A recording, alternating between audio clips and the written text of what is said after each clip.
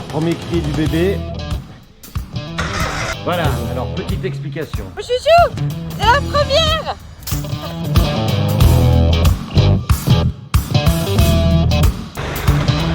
Came right from Russia.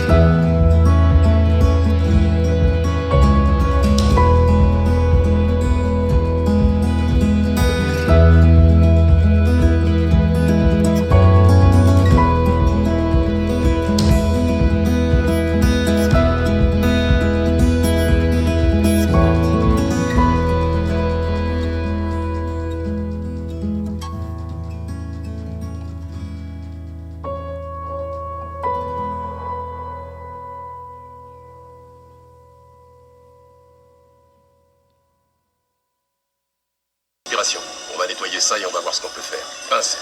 Pince. Allez, Jimmy, bosse avec moi. Pince. Il y a beaucoup de sang là-dedans.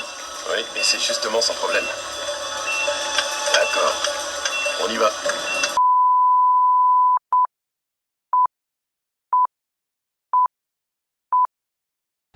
Alors, on va découvrir ce qu'elle a. Voilà, le moteur est complètement démonté, mais qu'est-ce qu'elle a? Qu'est-ce qu'elle a? Ça, c'est le suspense. C'est le suspense. Gros suspense. Voilà. Hop. Soupape, ok.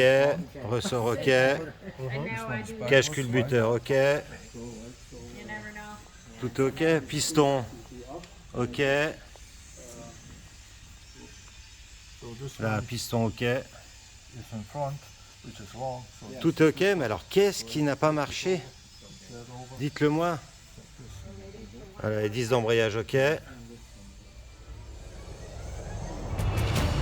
Démarreur, ok. Joli moteur.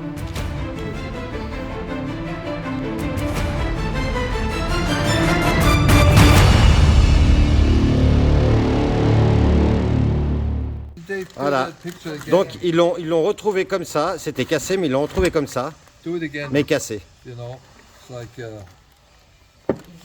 Ça, c'est un vilebrequin. Hein?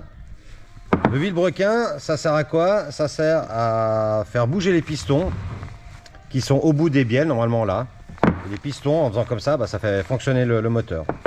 Et l'axe du vilebrequin, donc c'est moulé. Hein. Il y a une partie conique qui est là et une partie droite qui est de l'autre côté, où il y a le roulement. Et donc d'après les spécialistes et d'après Irbit, ça s'est fendu, ça a dû tenir plusieurs jours et plusieurs kilomètres et à un moment donné ça a cassé. Donc on voit bien là, ça s'est fendu ici et à un moment donné ça s'est arraché ici. Donc après discussion, ça serait dû à une mauvaise qualité, soit du métal, soit il y a eu une impureté quand ça a été comment dire, façonné. Quand l'acier a coulé, il y a dû avoir une impureté qui a dû se glisser là-dedans. Donc l'acier n'étant plus homogène, d'après ce que je comprends, hein, c'est peut-être pas sûr, il y a eu une faiblesse ici et ça a cassé.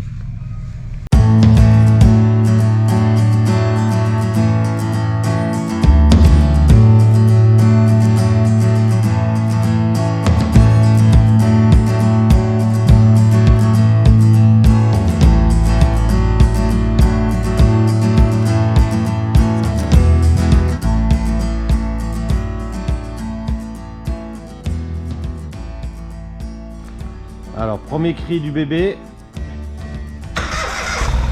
Yeah! On the road again! Thank you, guy!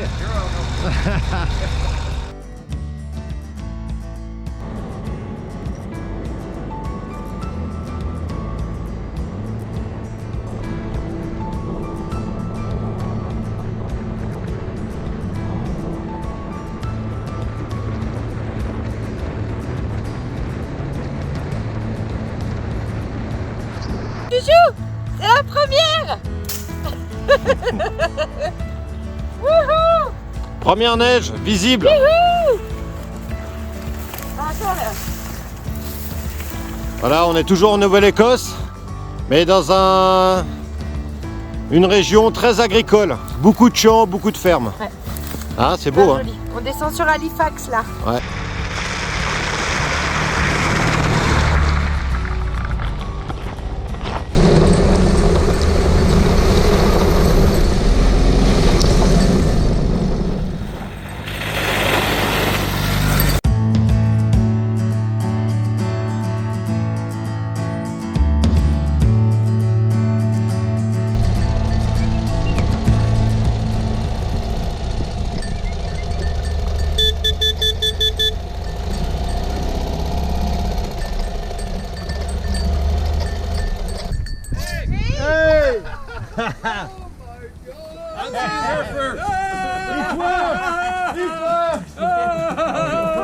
How are you? Proper greeting now. Very nice. Hello. Scott. Ah yeah. Okay. Good.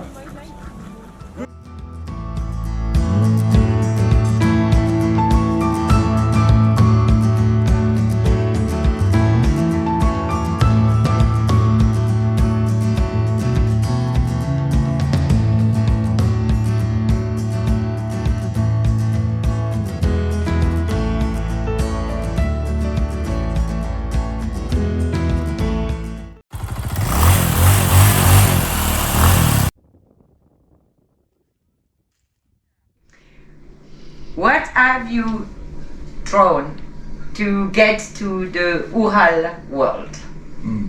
Good question. You know, we used to have sweat lodges. It was organized by a Blackfoot native, and there was all kinds of bikers. And one of them, Al, talked about Ural with a sidecar, Troika. That was his favorite motorcycle. And so I listened to it, you know, and I started thinking about it, and I looked it up, and there was a priest up in northern Canada who drove a motorcycle with a sidecar, a Ural motorcycle. So I figured, you know, that would be something to explore, you know, further. Right? And when I got my very first motorcycle, came right from Russia, a Green Patrol. I had no idea how to put it back together. Nobody ever, you know, gave me a manual on how to do it. And I got all these bikers to my place, and they helped me out, and we took 2 days to figure out how we get it together, right? That was amazing, you know. And then we drove to Tim Hortons in the morning for a coffee. Terry and I took the bike, the Ural bike, and looked out of the window, and I said to Terry, you know what you should do? I should take it to Seattle and then find out, you know. So I drove it to Seattle. And How long it took you to drive to Seattle? 9 days. And then the next stop was Imwa, right, in Seattle, where I first met Ilya. And I remember when they came out of the office and they looked at the bike and said, what? Where are you coming from? Yeah, and so, yeah, this is, and then on the way back, yeah, and I met a lot of people on the way back and had more confidence. There was another fella, Ken Beach, here in Canada. He's a really expert. He was the number one guy. You know, he knew all about Ural, and he told me, Lutz, you know, change change your ignition cables, you know.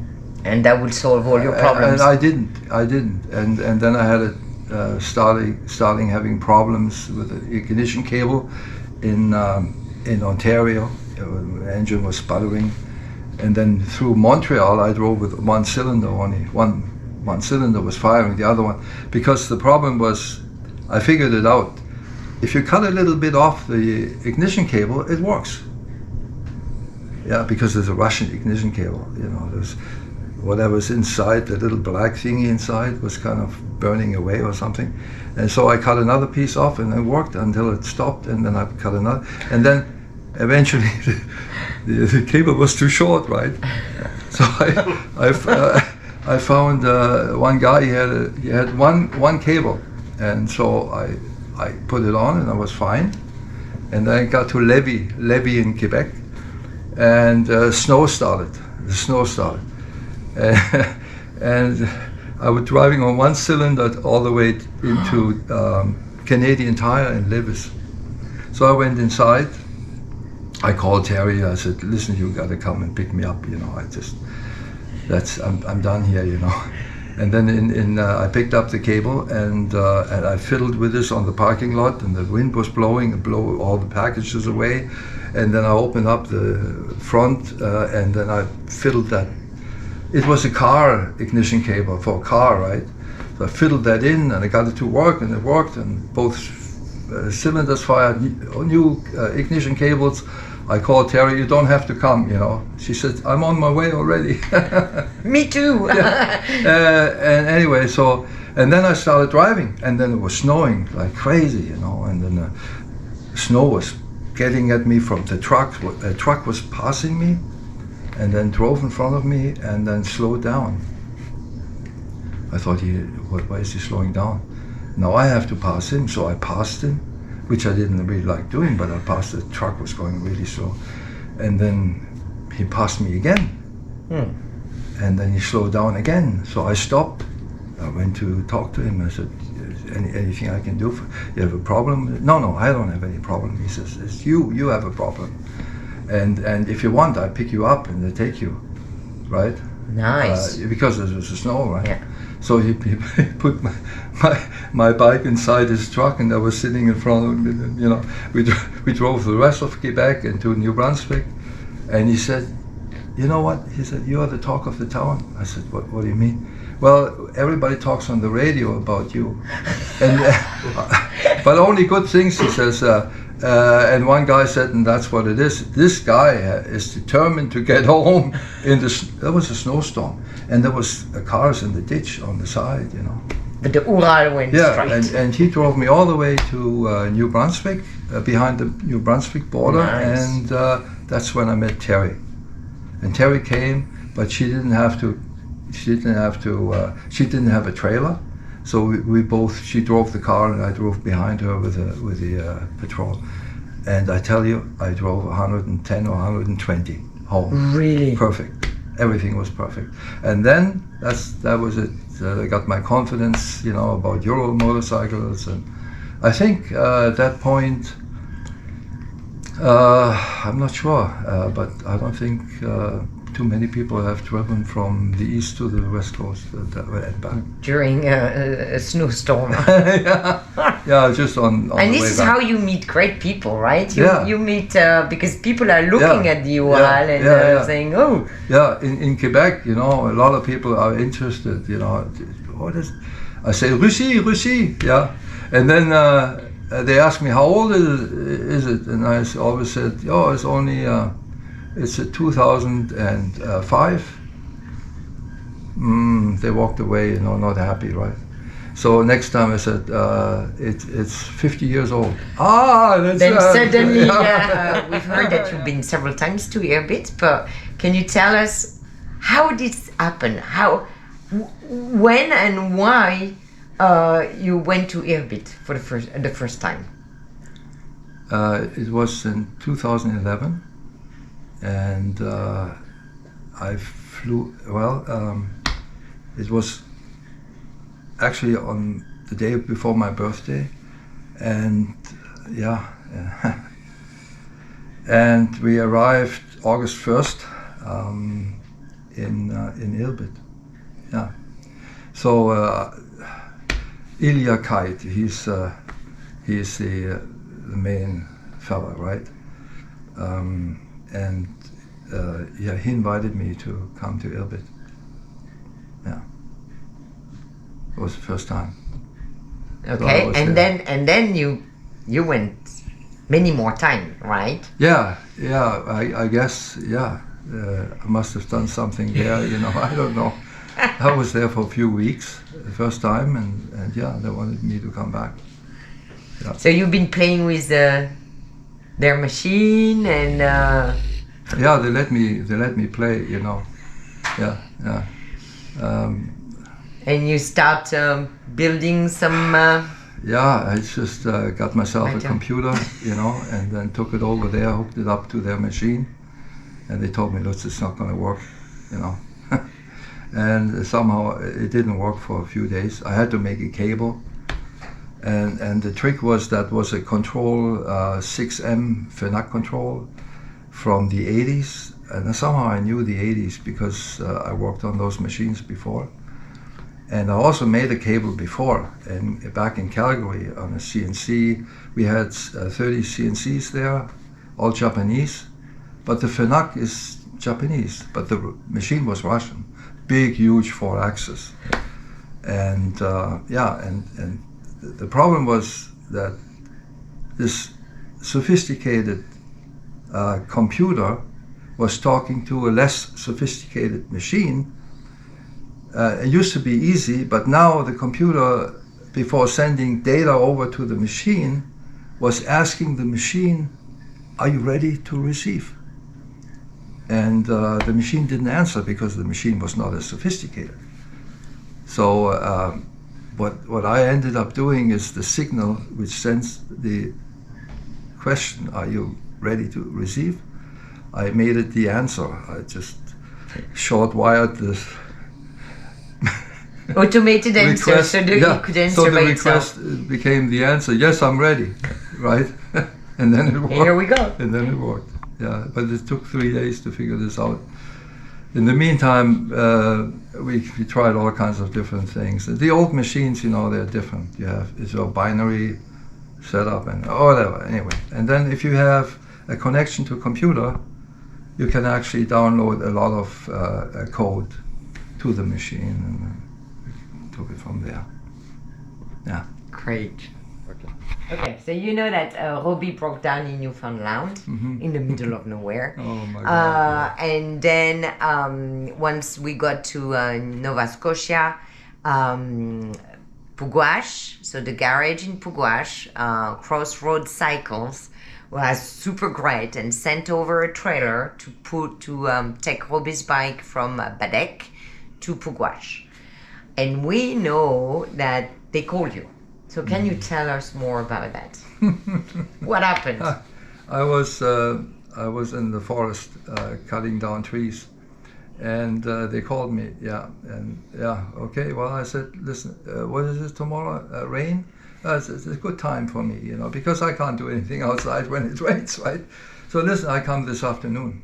Yeah, so I just packed some of my tools, you know, and then left. So you arrive at Pugwash garage, Yeah. and you've seen Robbie's bike. Yeah, yeah. So how did you process? I mean, Well, I've never seen anything like this. Yeah, I've seen broken crankshafts before, but this one was a different issue, because the fellas at Pugwash, Dave and Jason. they already took the engine out, you know, which is good. So I looked. They took the clutch out too, so I just had the flywheel in front of me, and then I was able to turn the flywheel without the pistons going. So the flywheel was detached from the crankshaft. So that was new to me, you know. Amazing. Yeah, that was something else. So yeah, it was a crankshaft. Yeah, I should be, you know, even though we couldn't really see yet, because we had to take the flywheel off, which was an issue when the flywheel usually is attached to the crankshaft. you can Easily put it out. put it off. But what is it attached now to? Whatever's left. So there's a snap ring, and there's a bearing in the bearing plate. So that was holding it in place. Otherwise, you should have been able to take the flywheel just off, because part of crankshaft is broken, but not broken at that spot. Somewhere further in, so you cannot take the flywheel off. But I got there at maybe at 4:30, and I don't like to do complicated stuff late in because The brain doesn't work as good as in the morning. Yeah, well, sometimes you make a mistake, something goes wrong, and then you don't have a chance to fix it. And if you try to fix it, then you make a bigger mistake, because you think, it's late now, and to have a good sleep, you should fix it, or whatever. It's better to wait till the morning, So yeah. But in the morning, Dave and Jason, these guys are great, really. I agree. Really, really good guys. When you work with guys like this for 3 days, then you find out whether they're really good. So they had the flywheel off already, and then it was easy. And then it happens that you had the spare parts in your car. No, actually, I had a crankshaft, but I had it here at home. I could have taken it with me, I guess I forgot. So anyway, I told Terry where the crankshaft is, and I forgot his name. The fella at Crossroads Cycle, he has a long white beard, and he happened to take somebody to the airport In on Halifax. Pugwash, but he was on his way home. But Lee, he's the owner, he was able to get in touch with him. Listen, turn around, you have to go to Yankeetown, So he turned around, came here, and picked it up from Terry, and everything arrived just in time. It's amazing, Unbelievable. Then we needed bearings, and Tyler, she's the office manager, I guess. She's great. She got the bearings, just got one bearing when we needed it. We need one more. We had to go again, and then not right away, but when we needed it, she had it. Everything easy. Yeah. Easy. And easy. everything was fixed in less than 2 days. We had to improvise though. Oh yeah, you have to tell this story. Because we didn't have. It's not my shop, It's just the first time, Anyway, so. When we have the crankshaft in there, the other parts go on, right? For example, the timing gear goes on, which is actually usually 2 gears, one on the camshaft and one on the crankshaft. So the crankshaft was in, the timing gear has to go on the crankshaft. But how to do it, I usually heat it up on a hot plate. So I said, Dave is here or somewhere, right? And I said, Dave, do you have a hot plate? He says, well, no, but I have an air fryer. So he got the air fryer, right? From his kitchen. Yeah, from home, and then we put that in. I said 200 degrees Celsius or 400 Fahrenheit is good, We don't want any higher, because we don't want to ruin the grain, because these German timing gears are heat treated to perfection. Right, really. So anyway, put it in, and then popped on like no problem. It was easy peasy. So, but in the meantime, everybody was going, well, What's going on here? Who's frying chicken or what? What's going on? Do we have ribs now, or what is going on here? Right, very funny. And then I guess Dave said that he went home and he wanted to use the air fryer, and he forgot it at work. Yeah. He could not have his dinner in the evening. That's so funny. Yeah. So now that you repaired Robbie's sidecar, Ural and Ranger, so you know about Robbie's free wheel. Yeah. What do you think about this adventure? Well, what do I think about this? Yeah, because people say usually you get a Ural to ride around your house, right? So most people do, yeah. Yeah, maybe they go a little further than around the house, you know, but not necessarily this far. But this is a life choice, I guess, you know. And I understand you were inspired by Hubert, right? Yeah. And he was really something else. He inspired a lot of people. Yes. I happened to meet him once, even though he didn't really talk to me much. He kind of was busy on his computer, you know. Anyway, but you know, we looked at his bike and we had a conversation with all the other people there too, and him, and yeah, he was just unbelievable. It's unbelievable. And if you are going on the same kind of adventure, I can only congratulate you. You know, I mean, you need to have some guts, and you obviously have it. And what I'm amazed, Robbie has you, Mag, and I don't think he would be able to do anything without you, because you are kind of work so great together. I mean, you're supporting each other so much. I mean, that is a whole new ball game. Yeah. I mean, just looking at your video, we watched the video before you came here on the TV. Terry saw you for the first time, and when we saw you towing him in Newfoundland, in I don't know, somewhere at the end of the world, right? Towing him for how long? 6 hours. And then not knowing what's next, and you still kept your spirits up, and you still smiled, and unbelievable. Good for you. You're good for you. Yeah. And the Ural helps. I mean, on this world trip, I would say you meet friends. Yeah. I mean, Ural is a big family. Yeah. Right. It is. Right. It's a big family.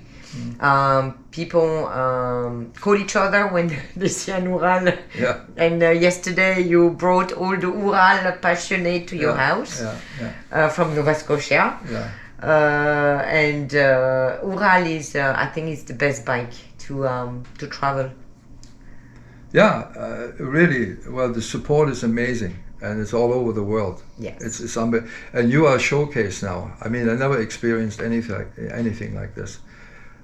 The headquarters in Europe was talking with the headquarters in North America, and got the Ilya was in at that time was in Kazakhstan, and they all kind of communicated. There was Jason and Harry and did I forget somebody? Anyway, and they all because it was unique. I never seen anything like this before, and Crossroads Cycle was right in the middle of it, and that was brand new for them as well. Yeah, right? and something like this, you know, it was just unbelievable to see unfolding, and then the solution came very quickly. Everybody has only one goal in mind, to get you guys as soon as possible back on the road. You know. Yeah, and it works. And that was something else, you know. Yeah. It was kind of an international It is. collaboration. Yeah. Yeah. Bye bye. Bye bye, my engine.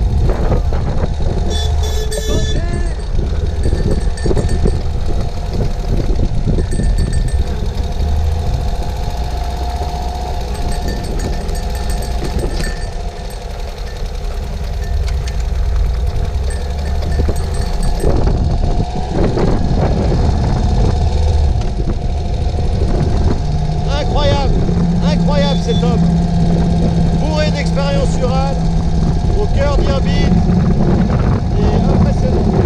Un géo, génial.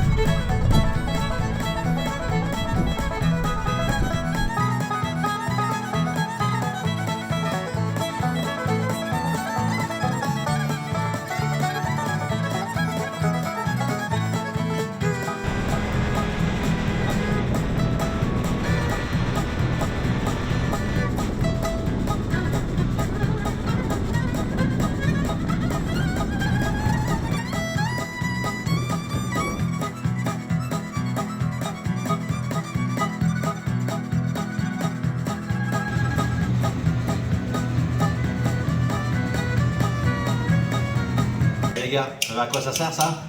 Hein? Non, Magali a pas une fracture ouverte du fémur, je veux pas lui retirer une balle de chasseur d'orignal. Non, non, regarde, regarde. Regarde à quoi ça sert. Du beurre fondu, là, regarde.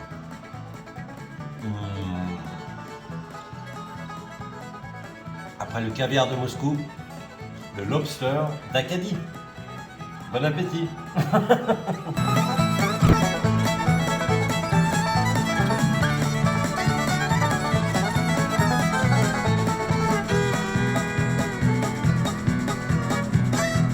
Voilà, on retrouve la neige qui tombe. Il neige.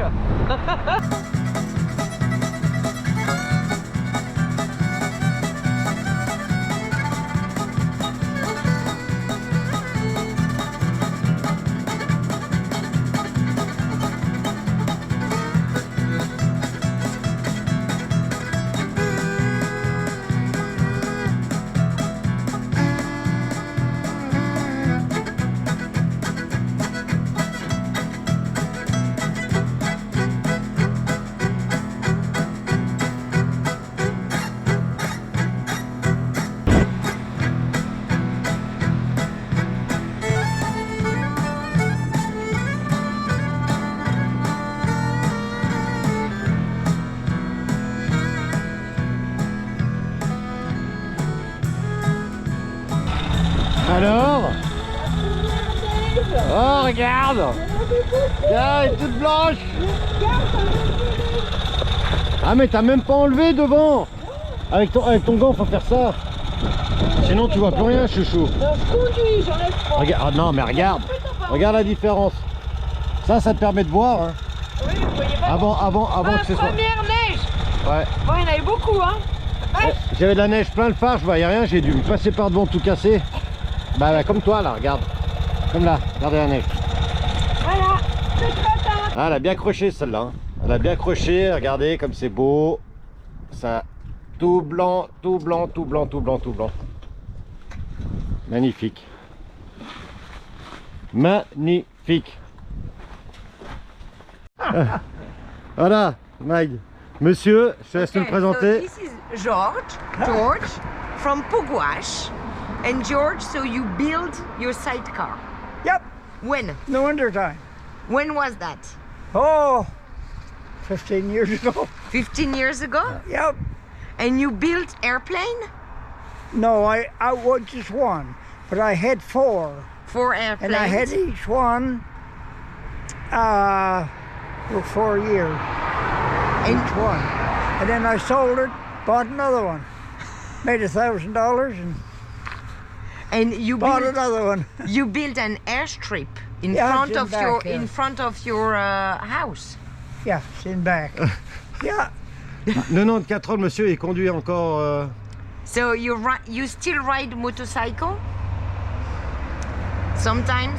Well, when you get going here, just go in my lane and right in front of the garage. It's all opened up, and I'm out there this morning. And it's right there. I got it covered. I'll show you what I got.